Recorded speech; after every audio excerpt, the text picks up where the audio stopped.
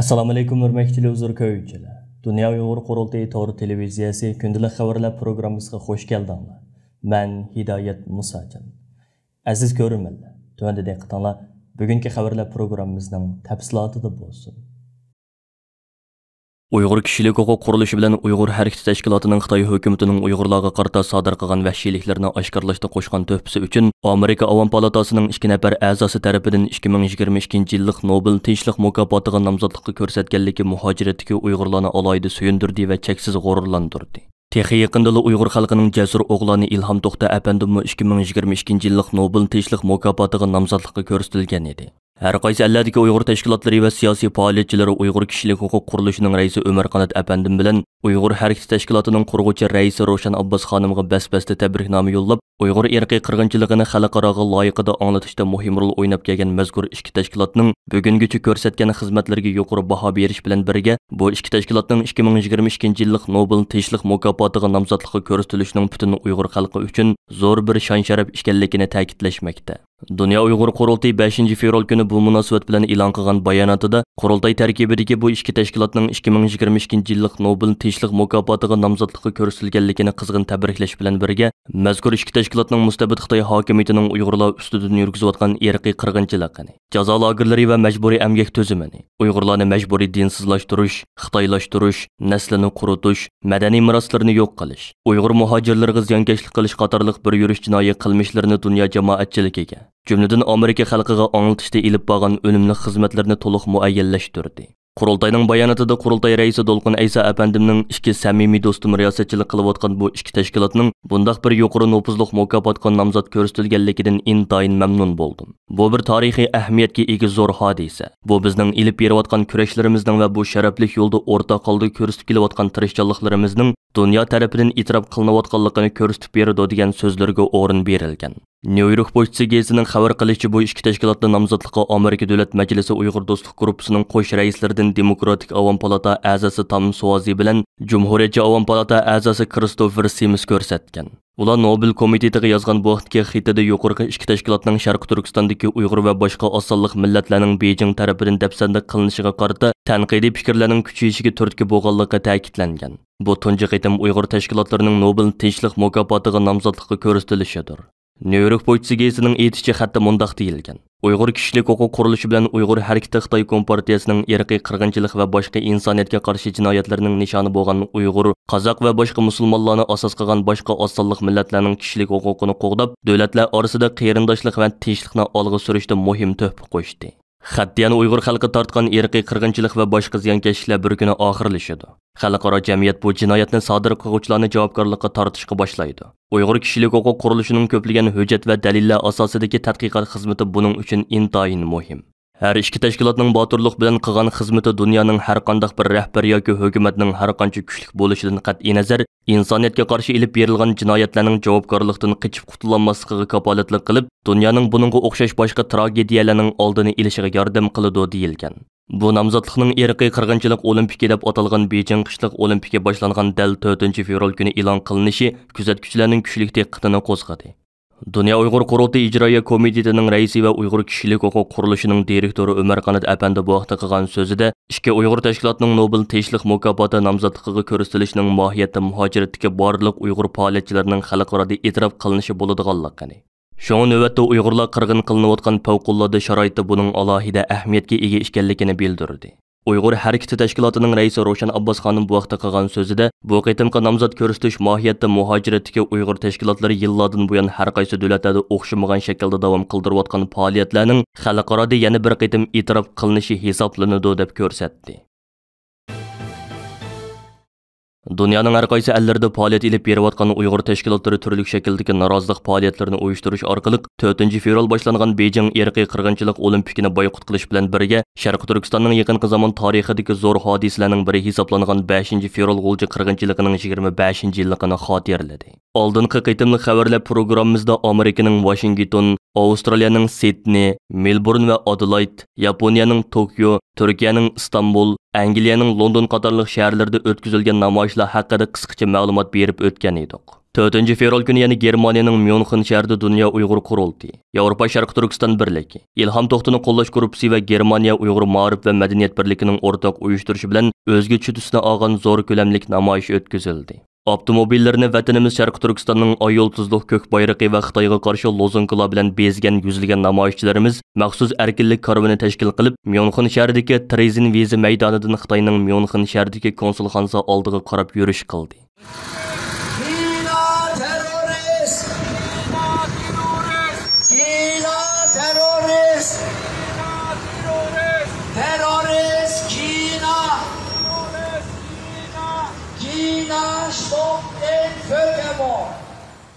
Saqchilarning yo'l ichib boshlab menishi bilan Myunxen shahrining asosliq ko'chalarini aylanib chiqqan erkinlik karvoni 2 soatga yaqin yurish qilish orqali Xitoyning Myunxen shahridagi konsulxonasining oldiga yetib keldi. Germaniya federal parlamentining ba'zi a'zolari, Dünya Uyg'ur qurultayining raisi Dolqun Aysa, Yevropa Sharq Turkiston birligining raisi Asqarjon, İlham To'xtini qo'llash guruhining raisi Anvarjon qatorliqlar Xitoy konsulxonasi oldidagi namoyishda qilgan so'zlarda mustabid Xitoy hokimiyatining Uyg'urlar ustidan yurgizayotgan irqiy qirg'inchilik jinoyatining hozirma ham shiddat bilan davom qilayotganligini xotirlatib o'tish bilan birga, Beijing irqiy qirg'inchilik olimpikiga yo'l qo'ygan va uning sharoit hozirlab bergan Xalqaro Olimpik komitetini va uning raisi Thomas Bachni qattiq tanqidlashdi. Ondan başqa yana Dünya Uyg'ur qurultayining tashabbusi bilan 5 fevral kuni Yevropa Milliy ko'rish tashkilotining Germaniyaning Gelsenkirchen shahridagi sho'bisining jamisida 5 fevral g'ulji qirg'inchiligining 25-yilligini xotiralash va Sharq Turkiston shahidlarining ruhi uchun Qur'on tilovat qilish faoliyati o'tkazildi.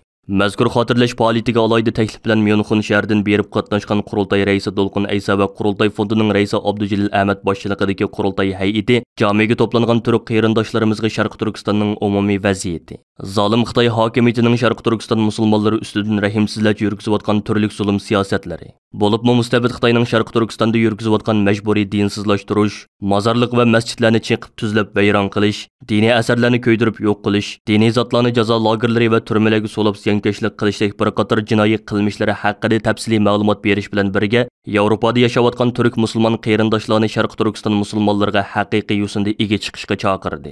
Shu kuni yana qurultay raisi Dolqun Aysa apanda alohida taklif bilan Yevropadagi turk qarindoshlarimiz orasida zo'r nopuzga ega bo'lgan markazi Avstriyaning poytaxti Viyanadagi Kanal Yevropa televiziya stansiyasini ziyorat qilib, mazkur televiziya kanalining g'ulji qirg'inchiligining 25-yilligi munosabati bilan uyushtirgan maxsus suhbat programmasiga qatnashib, Uyg'ur irqiy qirg'inchiligining asosliq boshlanish nuqtalarining biri hisoblangan 1997-yildagi 5 fevral g'ulji qirg'inchiligining maydoniga kelish sabablari haqida ma'lumot berdi. Shundaqla programma riyosatchisining Sharq Turkiston va Uyg'urlar masalasi, Turkiya hukumatining Uyg'urlar masalasiga tutib kelgan pozitsiyasi qatorliq ko'plagan savollarga tafsiliy tushuncha berib o'tdi. Kanal Yevropa televiziyasi o'tgan yili Dünya Uyg'ur qurultayining iltimosi bilan Yevropadagi turk va musulmonlar orasida Uyg'ur sud kollegiyasiga yordam to'plash safarbarligi boshlatgan edi.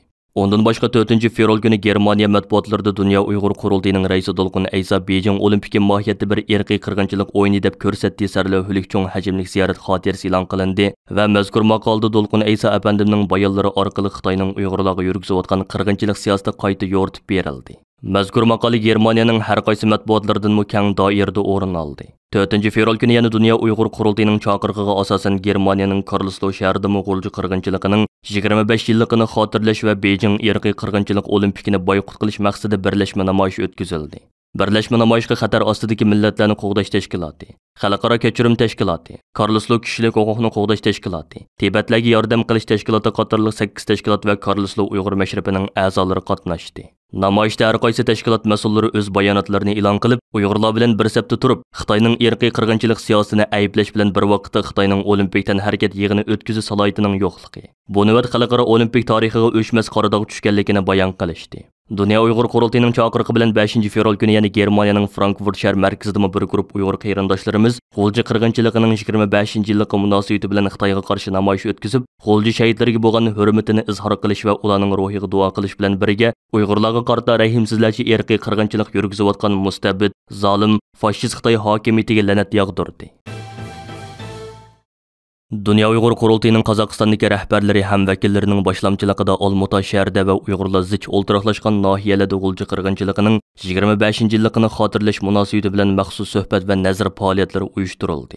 Olmutadagi nazar faoliyatida so'z qilgan Dunyo Uyg'ur qurultiyining oliy maslahatchisi, Qozog'istondagi peshqadam kurashchimiz Qahramon G'o'janbardi afandim Uyg'ur xalqining erkinligi, hurligi va ozodligi uchun aziz jonlarini qurbon qilgan g'ulji shahidlarimizni har zamon yod etish va ularni har zamon xotirlab turishning chet ellarda yashayotgan butun Uyg'urlarning milliy, diniy va vijdoniy burchi ekanligini ta'kidlab o'tish bilan birga, nazar faoliyatiga qatnashgan Uyg'ur jamoatidagi Dunyo Uyg'ur qurultiyining g'oya maqsadlari va uning xalqaro siyosiy sahnada ilib berayotgan kurashlari haqida tafsiliy ma'lumot berib o'tdi.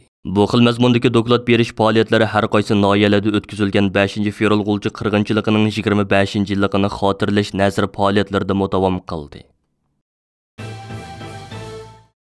4-fevral kuni Kanada Sharq Turkiston birligi Kanadadagi Tibet, Hong Kong va boshqa kishilik huquq tashkilotlari bilan birlashib Kanadaning Toronto, Ottawa, Vancouver, Calgary qatorliq shaharlarda Beijing irqiy qirg'inchilik olimpiyaga norozilik bildirish va 5-fevral g'ulji qirg'inchiligining 25-yilligini xotirlash namoyishlari o'tkazdi. Torontodagi namoyish Kanada Olimpik komitetining oldida boshlanib, unda namoyishchilar Xitoyning Torontodagi konsulxonasiga piyoda yurish qildi. Bu namoyishni tashkillagan Kanada Sharq Turkiston birligining raisi To'yg'un Abduvali bu vaqtda istansimizga qilgan so'zida, bugun Beijingdagi qonga bo'yalgan razil bir olimpikning echilishiga qarshi Kanada Olimpik komiteti oldiga to'plandik deb ko'rsatdi. Torontodagi Kanada Olimpik komitetining oldidan Xitoy konsulxonasiga qarab yurish qilgan namoyishchilar shahidlar o'lmas degan lozunkalarni ko'tarib, o'zlarining 5-fevral g'ulji shahidlariga bo'lgan cho'nqur hurmatini izhor qilishdi. Ottawadagi namoyishmi Kanada Sharq Turkiston birligi, Uyg'ur haqlarini qo'g'dash qurilishi, shundaqla Tibetlar, Hong Kongliklar, Falun Gongchilar, Yahudilar va boshqa kishilik huquq tashkilotlarining hamkorligida ilib berilgan bo'lib,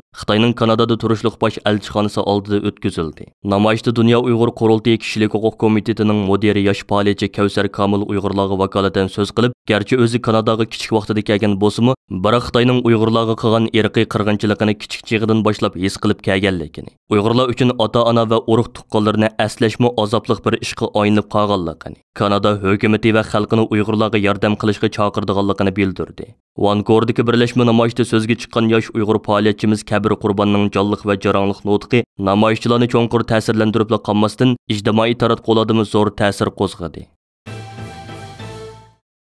Kishilik huquq tashkilotlari tarafidan irqiy qirg'inchilik olimpiki deb atalgan Beijing qishliq olimpiki boshlanishdan bir kun burun kechda mazkur irqiy qirg'inchilik olimpikini naq maydondan tarqitish qarori olgan MBC axborot shirkatining Nyu-Yorkdagi markaziy binosi oldiga to'plangan Uyg'ur, Tibet va Hong Kongliklar qattiq sovuqqa qaramay kecha-kecha tunab namoyish qilish faoliyati o'tkazib, MBC televiziyasining xalqaro kishilik huquq tashkilotlari va chet ellardagi Uyg'ur, Tibet va Hong Kongliklarning shuncha qattiq noroziliklariga qaramasdan 2022-yillik Beijing irqiy qirg'inchilik olimpikining musobaqalarini maydondan tarqitish qarori olganligini qattiq ayiblash bilan birga mazkur televiziya kanalidan bu vaqtga qarordan voz kechishni talab qildi.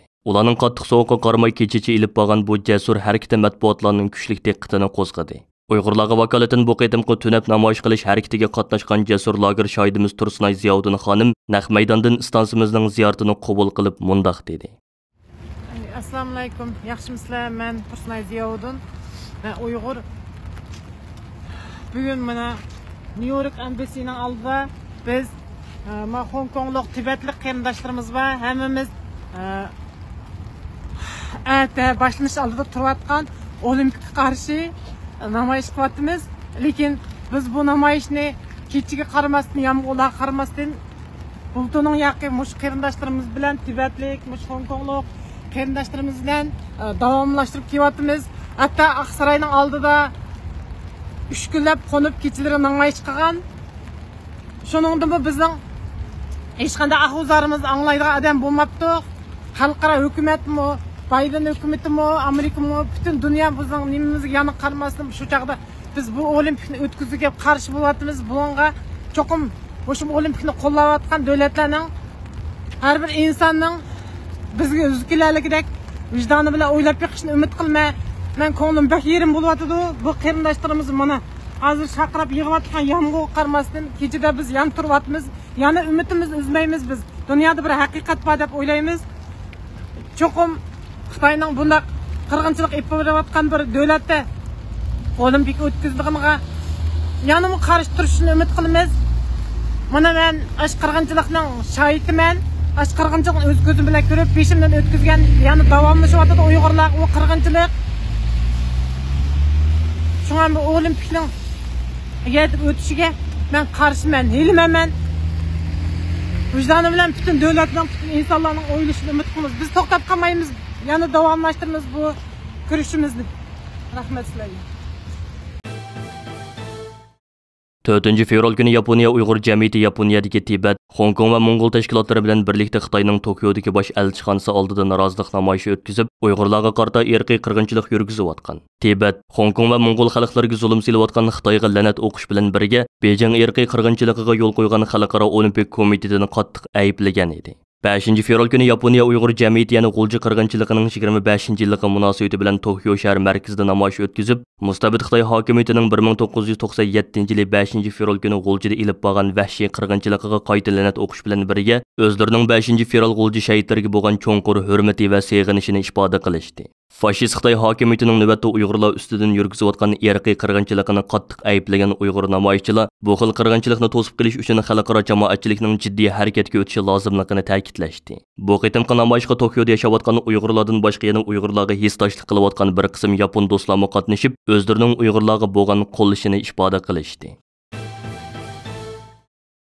Beijing irqiy qirg'inchilik olimpikiga norozilik bildirish va 5 fevral G'ulji qirg'inchiligining 25 yilligini xotirlash namoyishlari Yevropaning har qaysi ellarida keng doirada ilib berildi. 5 fevral kuni Gollandiya Sharq Turkiston tashkilotlari ittifoqining uyushtirishi bilan Amsterdamning Dam maydonida, Norvegiya Uyg'ur komitetining uyushtirishi bilan 4 fevral Osloda, Shvetsiyadagi Uyg'ur tashkilotlarining uyushtirishi bilan Stokgolmda, Belgiya Uyg'ur jamiyatining uyushtirishi bilan Bruksel shaharlarida maxsus yurish va namoyishlar o'tkazildi. Beijing irqiy qirg'inchilik olimpiki boshlangan 4 fevral kuni faqat Uyg'ur, Tibet va Hong Kongliklar emas, ko'plagan xalqaro kishilik huquq tashkilotlari, parlament a'zolari, diniy jamiyatlar va chet ellik aktivistlar orqa-orqadan bayonot e'lon qilib, Uyg'urlarga irqiy qirg'inchilik yurgizayotgan Xitoydagi bir diktator davlatda olimpik yig'ini o'tkazilishini qattiq aybladi. Amerika Yahudi qirg'inchiligi xotira muzeyi Twitterda 1936 yili natsistlar Germaniyasi sohibxonlik qilgan Berlin olimpikining mash'al yetkazish murosimining videosini tarqitib, ko'rayotganingiz natsistlarning 1936 yildagi olimpik tanharakat musobaqasida tashviqot maqsadida qo'llangan mash'al yetkazish faoliyatidir. Natsistlar ayni chog'da bu faoliyatni o'zining Yahudilarga va boshqalarga qilayotgan ziyonkashligini yoshirish uchun qanday qo'llangan bo'lsa, bugunmi biz olimpik tanharakat musobaqasining qanday qilib Uyg'urlarga qilinayotgan vahshiylikdan diqqat burishga qo'llanayotganligiga shohid bo'lmoqdamiz deb yozgan. Hurmatli ko'ruvchilar, yuqorida Dunyo Uyg'ur qurultiyi to'g'ri televiziyasi kundalik xabarlar programmasini diqqatingizga sundik. Keyin qitimliq programmamizni ko'rishaylik. Ko'rishchaman bo'lgaysizlar. Xayr xo'sh.